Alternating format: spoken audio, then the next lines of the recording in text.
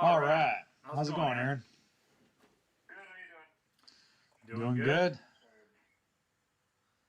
Late to the game today by 2 minutes, but yeah, late to the game, so.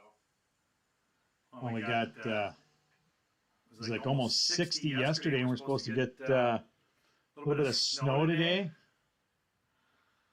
Yeah, it's depressing. But yeah, in fact, I had my Monday morning talk this morning, and one of our producers was like, "Hey, you need to smile more when you do those things." And I thought, "Oh, there's nothing really to smile about." You can look out your window and you can see this massive storm front moving in, and the wind is getting cold. And that could be worse. It could be out west where they got like 2 to 3 feet of snow. Yeah. I heard like in some of the where some of the ski resorts are, they were talking almost 5 feet. I have a good friend of mine in Scottsbluff, Nebraska, which is just on the other side of the mountains there, and they got like 18 inches, and it fell fast too, really fast. Yeah, they were talking like up. I mean, the reports I saw, I don't know if it actually happened, but they were talking like 3 inches an hour. Yeah. I mean, that's a lot of snow. Yeah, definitely. So, all right, so we have short chapter. Yeah, really short. I took it as there's a lot of hidden nuances in there. We'll touch on them. So we'll start out by reading the inside section here. I can read it. Leaders are the ones who run head first into the unknown. They rush toward the danger. They put their own interests aside to protect us or to pull us into the future. Leaders would sooner sacrifice what is theirs to save what is ours, and they would never sacrifice what is ours to save what is theirs.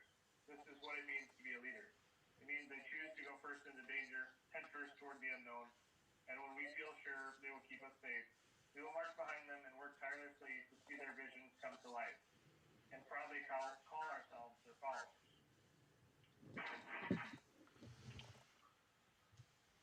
So we're into chapter 23 at any expense, and it was a very short chapter. It was full of examples, but I think what they're really trying to get at is that no matter what you do in life, there's inherent risk in anything that you do, and sometimes we don't think far enough ahead to really analyze what those risks are going to cost us. It's just kind of that, you see that big golden egg up on the shelf and you see it's right in grasp and you're going to go and grab it, but you don't know if that egg is rotten on the inside. You see it, you want to get it, you want to attain it, and so essentially at any expense, you do it. But sometimes you find out that, it wasn't the right move. What was the golden egg and the rotten egg on the inside? So you just have to really, I think, be more of a visionary when it comes to analyzing your situations. And it could be a job, it could be a new hire, it could be a new direction, a new acquisition. There's a lot of different examples here. The example that they use is, very, very simply, there's inherent risk when you drill for oil. When you have risks of spills, look at what happened at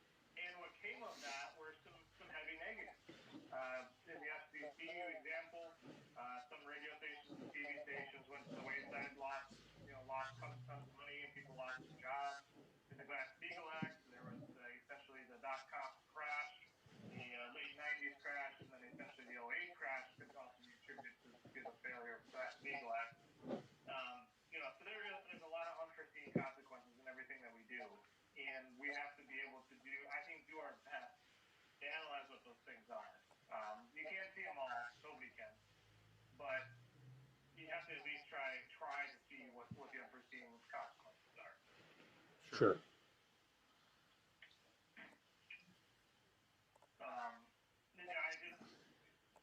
It's very tough. It is very tough. I mean, it's the 80s and 90s, the boomer generation. They really thought they were doing good things. They were in their eyes. But what's left is an aftermath that, I think you say in the book right here in the last sentence, if we think the next generation is equipped to fix the problems of the generation before them with Western binder stock, that they are dealing with addictions of their own. So sometimes you get to a point where it's just too late, and we have to pick up and move on in a different direction, in a new direction. So it's like I said, there's a lot of examples in this book, but it had one undermining tone, and I think that was to have vision and try to have as best vision as you possibly can with any decision that you're making. It's very difficult. There's no magic bullet for this one, but it is necessary, especially with big decisions. Like I said, acquisitions, restructuring, hiring, firing. You really have to understand, how is this going to affect me and my company 3 months down the line, 6 months down the line, a year, 2 years. You really have to think all those things out before you make those decisions. And they're difficult. They're very difficult. Yeah, there's a ton of sayings we can use here, right? It's a marathon, not a sprint, all that happy stuff. And I think as much as we make that statement, you got to step back and think about that, right? Like, yes, for example, like the dot-com boom. Is it a bad thing? No. Did we have too much of a good thing? I think that's where we can start to look at the failures, right? Like, you're going to have success, and you're going to have those big earnings, right? But it's when you try to take those further and further and further and further, and you're milking everything you can out of it. That's when all of a sudden the short-sightedness really rears its head, right? That now it's, I can get all this right now, when you get to have those accelerations, but if you take them in, if you have some modesty to it, right? You take it and you continue to build off it, and you get it again, and you continue to build off it. I don't know how to, I'm not sure if I'm making that very clear, but I look at that with what we're going through right now, if we were to look at the hardscape industry, we're in that moment, or at least that's my opinion, that we're in that moment, right? For as rough as 2020 was, for everything that 2020 dealt, everybody on a personal side and all that happy stuff, from a hardscape side, it was a boom. And 2021, at this point, shows that it's going to be a boom. And potentially 2022 will show that it'll be a boom. The understanding that right now, when you have those types of booms, so if I was the business owner, is not to get greedy on growth, whether that's growing the size of your company or the number of crews to do more work, right? As much as you want to get all of this in right now while it's here, if we overexpand ourselves, if we hire too many people to try to get the work in, right? Because I was literally just having a conversation this morning with a good friend of mine that I used to work with them a lot they were a customer of mine in my past days. And he's like, it's crazy. His statement was, I don't know where did all the labor come from to get the work done last year? And that's a brilliant question if you really think about it. One of the most common statements that is ever made in our industry is we don't have enough labor. And so now we have this boom of a year, and all this work is getting done. So where is all that work getting done? How is it getting done when we've had such a shortage of people to hire, quality people to hire, right? So all of a sudden, all right, let's take it that we're picking up people from other industries that unfortunately weren't able to work, right?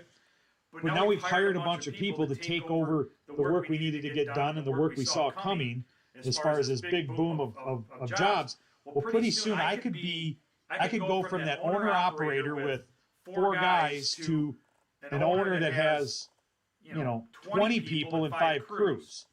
But 2023 may not be as plump and juicy as 2022, right? Like, so that's my statement to this, and that's my thought to this, is that this is kind of that check of, yes, we all want to grow, we want to get bigger, and there's jobs out there to do that right now, but we still have to do it modestly to make sure that we can stay within our own means when the times get lean, right?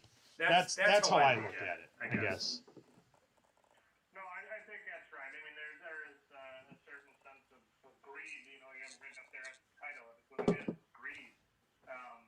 You see you see what's in front of you is a strategic advantage, essentially, to put your throat on your competition, or to expand at a dramatic rate. And sometimes it's not the good thing to do. I think you have to be calm and calculated with your moves. I mean, I do agree that I think that now is the time to push a little bit, to encourage a little bit. Yep. But not outside of your realms. I mean, yeah, certainly when times are good, you should try to push further. Because, morale's high. Everybody knows we're in that boom. There's probably going to be some bleed over into this year. Probably some bleed over into 2022. So is now the good time to push? Yes, it is. It's a good time to push. But don't push to the point where it's uncontrollable. There's a big difference between expansion and greed. And you have to move into that expansion phase and not into that greed phase. I don't want to say there's a fine line, because there's not. You know when you're being greedy. I mean, it's just a feeling. And it's going to be different for everybody, right? Everybody's got a little bit different level where they can go or what they can do. And you just got to know those bounds. Yeah. Exactly. But that's exactly what we saw here in these examples, both of the FCC and the Glass-Steagall Act, was greed. People started to see that they could make money in these ways, and essentially everybody turned a cold shoulder to it, just to allow it to happen, to allow the greed to take place, the unforeseen consequences, the downfall. It's kind of goes back to Newton's old statement: for every action there's an equal and opposite reaction. That's exactly true. Yeah. That's exactly true in economics as well. Every time you go up, you're going to have to come back down.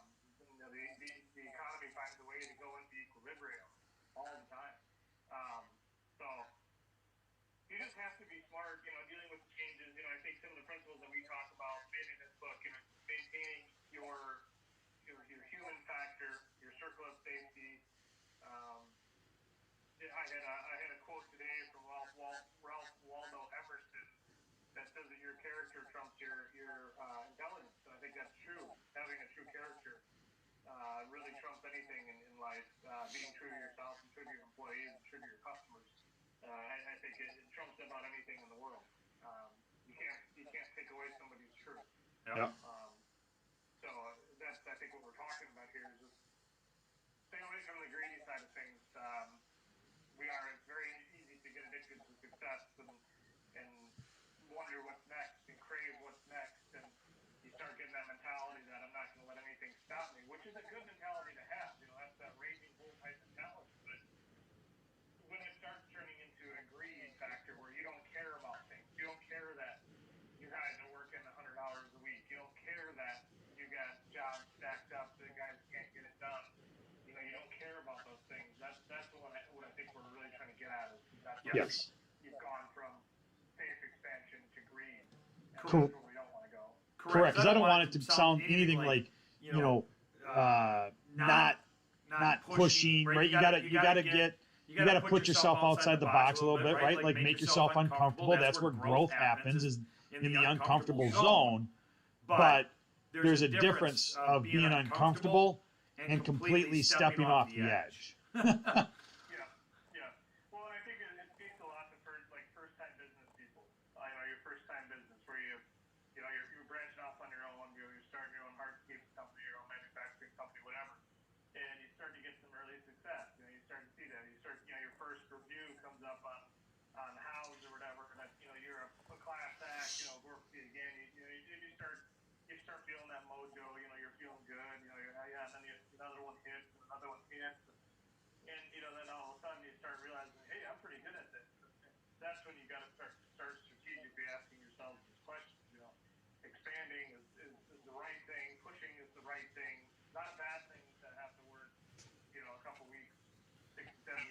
Sure. Not a bad thing. That's getting outside your comfort zone. But it's not a sustaining task. You know, you're gonna induce burnout even in yourself. So it is not a sustaining practice, but you do need it every once in a while. So that's, I think, we're probably beating this into the ground and then some, but it is a very true statement that you should push, but you shouldn't push to the point of greed, I think is probably the final take-home statement. Sure. But it is one of those that, I don't know, I'm passionate about it. I mean, it's, I'm going to say it's business 101. I don't necessarily know if that's a true statement. It's my 101. It's a belief system of knowing. I mean, and again, we say it every week. I know I said it last week. Everything encompasses. No matter what book you read, there's always, for the most part, a core, a core belief or main. I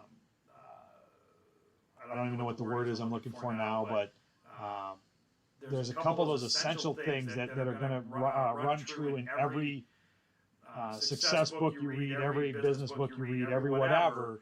You got to start at those at the core items, right? And integrity. We talk about it in people, right? Integrity, work ethic. Those are things that we can control 100% on our own, and with no outside influence. And that's about it. But if you can hold true to those, there's a lot of things, and I think that's the same in business, right? I mean, you've got your core things you got to hold true to, and they're the main things that you can control 100% of the time. Yeah. So that was a rambling, but anyways. That's well said. That's very well said. Very true.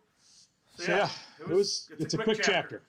Yeah, there's a lot of those in this book. Which is good because it's bite sizable, right? Like, I'm not even sure that's a word, but it makes it easy. Well, yeah, but I think there's a lot, and it took me the second time read through to actually sit down and read chapters like 3 or 4 times to really understand what's really going on there. Sure. And so that's been a great value, actually. Personally, and maybe that's why these chapters are so short, is because they really do need to be read 2 or 3 and 4 times to really understand the message that's being brought here. So I definitely appreciate it. You catch some of these things, some of these things he talks about on some of his TED Talks, some of his YouTube channels, so you catch those. But when you start reading some of them, the subtle fact of the circle of safety is pretty much eminent in every single chapter. And I think that's probably the key takeaway, is that identifying and maintaining your circle of safety. Yeah. Yep. So what's on the docket for not next week? I'll be on spring break, so I do apologize. I'm going to take a vacation. But the next. You jump into the abstract generation, which is talking about more of generational. This is really a transition. This is quite a bit longer of a chapter. It's actually significantly longer as I'm paging through it. So they talk a lot about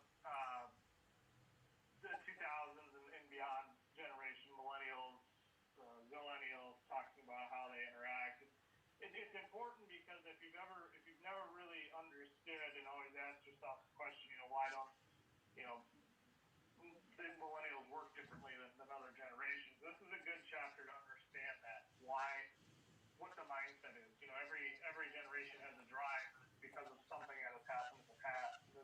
I don't think the millennial generation ever got their true definition of why they are the way that they are. I thought they were always kind of looking at false lazy. That's not the case. So, good chapter. It'll be a good one to read. Perfect. Yeah, so we should be back in like 2 weeks. 2 weeks? Yeah. Last week, March 29th. Yep. And we'll. Yeah, you and I'll have to chat about that because I know the month of April is going to get kind of busy here. So. Yeah, April's going to be interesting. So we'll turn the circle around it and see what we can do. Do our best. Yeah. Perfect. Well, Aaron, thank you. And we'll see you in 2 weeks. Sounds good. Bye-bye. Bye. All right. right, give me 1 second, be right back.